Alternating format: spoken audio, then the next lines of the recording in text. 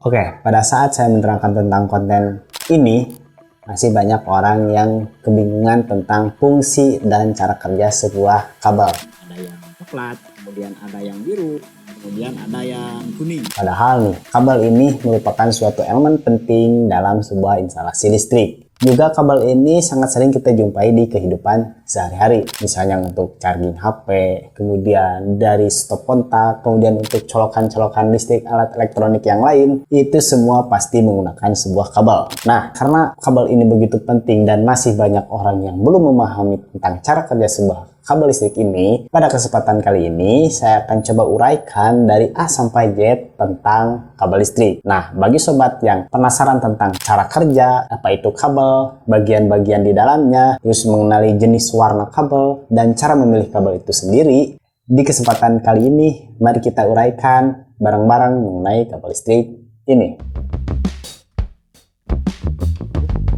Oke, Assalamualaikum warahmatullahi wabarakatuh. Jumpa lagi bersama saya di channel Kelistrikanku TV, channel yang akan membahas tentang listrik, servis, dan berbagai hal yang berkaitan dengan teknologi lainnya. Nah, di kesempatan kali ini kita akan menerangkan tentang sebuah kabel listrik. Yang pertama adalah, apa itu kabel listrik? Kabel adalah sebuah rangkaian konduktor yang dilapisi isolator yang berfungsi untuk mengalirkan aliran listrik dari sumber listrik ke perangkat elektronik untuk listrik itu digunakan. Contoh sederhana dari penggunaan kabel listrik ini bisa kita lihat dari handphone sobat tuh. Nah, ketika handphone sobat di charger atau di cas, nah itu adalah pengaliran energi listrik dari sumber listrik, misalnya dari stop kontak ke charger handphone sobat untuk mengisi daya. Kenapa kabel listrik ini begitu penting? Sebab energi listrik merupakan energi yang sangat penting dan sangat dibutuhkan untuk berbagai keperluan. Namun, listrik juga di lain sisi adalah sebuah energi yang cukup berbahaya bila kita tidak membuat sebuah jalan yang tepat untuk sebuah instalasi listrik. Maka di sini diciptakanlah atau dibuatlah kabel agar energi listrik dapat berfungsi atau dapat termanfaatkan oleh kita dengan cara yang sangat aman dan efisien.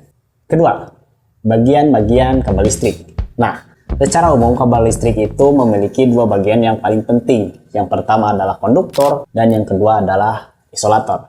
Nah, konduktor ini merupakan bagian listrik yang berfungsi mengalirkan listrik. Itu yang berada di bagian tengahnya itu loh, yang bentuk keras. Nah, itu adalah konduktor. Dan yang kedua adalah isolator yang berfungsi untuk melindungi konduktor dan meminimalisir kemungkinan kita bersentuhan secara langsung terhadap konduktor yang berada di kabel listrik. Nah, bahan-bahan yang digunakan untuk konduktor listrik atau konduktor yang bisa menghantarkan listrik biasanya merupakan sebuah bahan yang memiliki transfer atau sifat pengaliran listrik yang cukup baik. Misalnya itu adalah tembaga, kemudian aluminium, dan misalnya ada lagi emas. Namun emas itu cukup atau terlalu berharga bila digunakan untuk sebuah kabel listrik, sehingga ada turunannya yaitu tembaga dan juga aluminium. Dan untuk bahan-bahan yang digunakan untuk isolator atau bahan pemukus kabel biasanya terbuat dari beberapa bahan seperti bahan PVC atau kemudian ada karet dan bahan-bahan lain yang memiliki ketahanan terhadap korosi, ketahanan terhadap panas, dan ketahanan terhadap goresan-goresan hingga kelembaban. Ketiga, jenis-jenis kabel. Oke. Secara umum bila kita melihat inti kabel atau jenis konduktornya, kabel ini terbagi menjadi dua ya.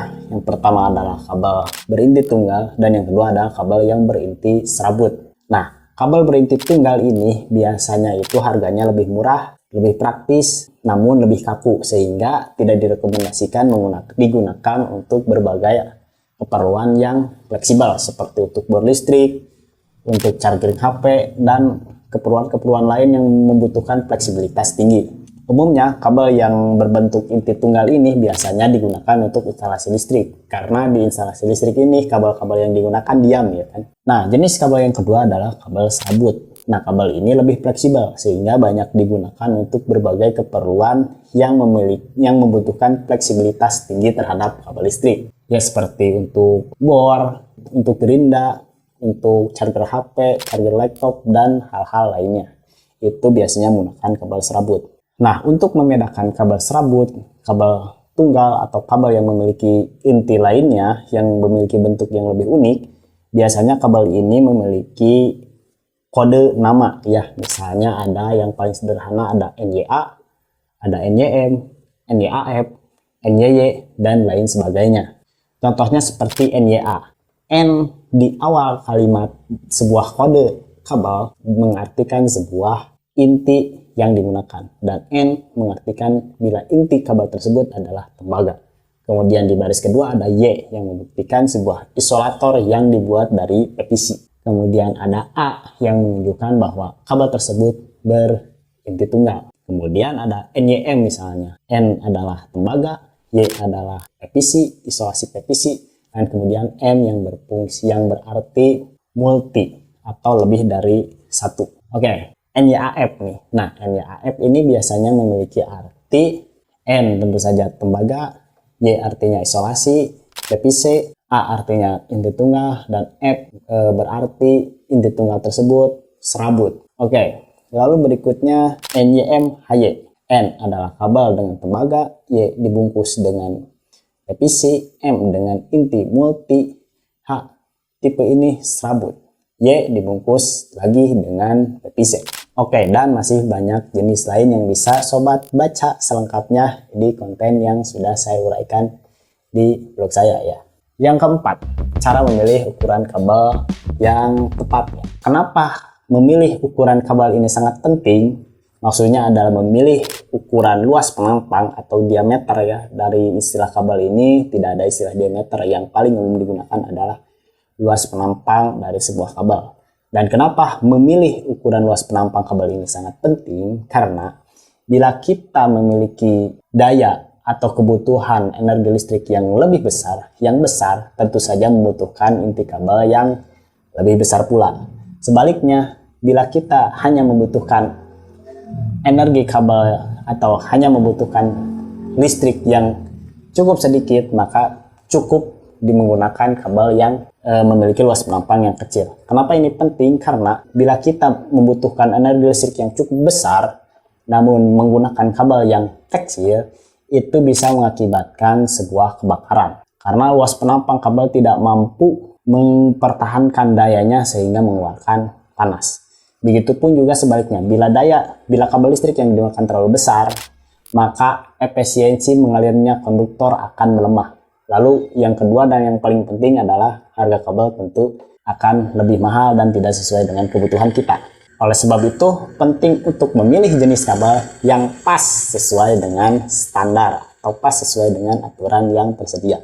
Nah, untuk mengetahui ukuran luas penampang yang sesuai dengan kebutuhan kita cukup mengacu pada aturan standar kita, yaitu WIL atau Persyaratan Umum Instalasi Listrik, yang mengatur tentang standar nasional Indonesia bagaimana tentang pemasangan instalasi listrik di rumah dan di industri ya. Kita ambil contoh saja, misalnya untuk rumah kapasitas 450 PA setara dengan 2 ampere. Dengan nilai ini maka kabel 1,25 mm persegi saja sudah cukup karena kapasitas kabel tersebut sebesar 18 ampere. Nah, kapasitas 900 volt ampere juga bisa memakai kabel berukuran 1,5 mm karena menurut saya ukuran ini sudah cukup. Nah, untuk kapasitas 1300 volt ampere, sebenarnya untuk kapasitas ini setara dengan 6 ampere. Kabel berukuran 1,5 mili saja sudah cukup. Hanya saja demi keamanan dan ketahanan, alangkah baiknya jika kita pakai kabel berukuran 2,5 mm agar kabel lebih awet. Meskipun harga kabel pasti lebih mahal, tapi untuk rumah dengan kapasitas 1300 volt ampere, sudah pasti pemiliknya ini memiliki standar ekonomi di atas rata-rata, sehingga saya yakin cukup mampu untuk membeli kabel dengan kapasitas luas penampang yang lebih besar. Poin berikutnya yang akan kita bahas adalah memahami istilah warna kabel. Pada sebuah kabel instalasi, kita akan menemukan 3 standar warna yang paling umum. Yang pertama adalah hitam atau coklat atau warna yang gelap nih. Lalu kedua ada warna biru. Lalu ketiga ada warna kombinasi antara hijau dan kuning. Kenapa kabel ini dibedakan menjadi beberapa warna? Apakah hanya variasi? Apakah biar keren aja gitu? Enggak ya. Jadi warna pada kabel ini memiliki peran dan fungsi yang cukup penting karena penggunaan berbagai warna pada kabel listrik memiliki tujuan penting dalam instalasi dan pemeliharaan sistem listrik. Warna kabel dapat digunakan untuk membedakan fungsi atau tujuan kabel tersebut dalam instalasi listrik. Misalnya nih, kabel dengan warna hitam atau coklat dapat digunakan untuk sirkuit listrik yang berasal dari sumber daya utama atau pasar. Sementara warna biru dapat digunakan untuk kabel netral, dan untuk kabel kombinasi hijau kuning itu biasanya digunakan untuk grounding atau pentanahan. Nah, pasar dan netral sendiri adalah sebuah kondisi kabel saat dihubungkan pada sumber listrik. Kabel listrik pasar menentukan kabel yang ketika di tespen muncul api atau tespen menyala, sedangkan kabel netral yang tidak menyala. Begitu juga dengan grounding. Nah, setelah memahami poin-poin tadi, berikutnya saya akan mencoba menjawab beberapa komentar yang ada di konten saya yang berjudul "Kenapa warna kabel listrik dibuat berbeda-beda? Apa tujuannya?" Oke, yang pertama adalah saya akan menjawab pertanyaan dari ini nih.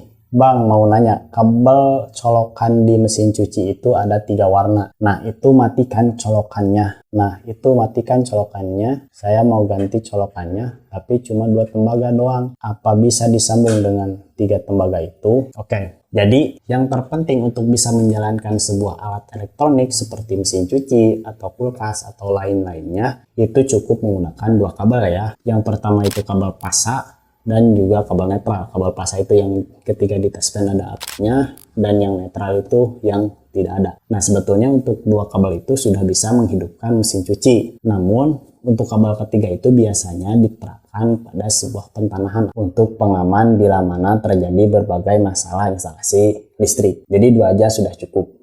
Lalu berikutnya, kalau 2 hitam 1 biru, cemana itu bang? 2 hitam 1 biru. Jadi sebetulnya sekali lagi, yang poin penting yang perlu kita pahami adalah bahwa kabel ini tidak menjadi penentu sebuah instalasi itu, atau kabel ini memiliki fungsi yang benar-benar sama dengan warnanya ya. Kabel itu hanya sebagai standar untuk mempermudah nanti pemeliharaan atau perbaikan. Namun bila mana kita menjumpai sebuah kabel yang tidak sesuai dengan warnanya, karena sering juga kita temukan kabel pasa itu menyala di kabel yang berwarna biru. Nah, kenapa demikian? Karena memang warna dari kabel itu bukan penentu fungsi dari kabel tersebut, melainkan sebuah arahan atau standar dari kuil atau aturan dari PLN. Nah, untuk masalah pemasangan nanti tergantung instalatir yang memasangnya. Oleh karena itu penting kita untuk memahami bagaimana cara membedakan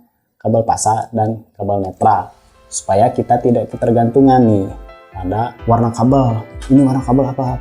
Tapi kita tahu nih fungsinya, ini pasa, ini netral. Nah, dan bila mana kita menemukan nih di lapangan ada kabel pasa yang berwarna biru dan ada kabel netral yang berwarna hitam, bila ada waktu lebih, bila ada kesempatan untuk bisa memperbaikinya, alangkah lebih baik kita perbaiki supaya sesuai dengan standar. Kenapa demikian?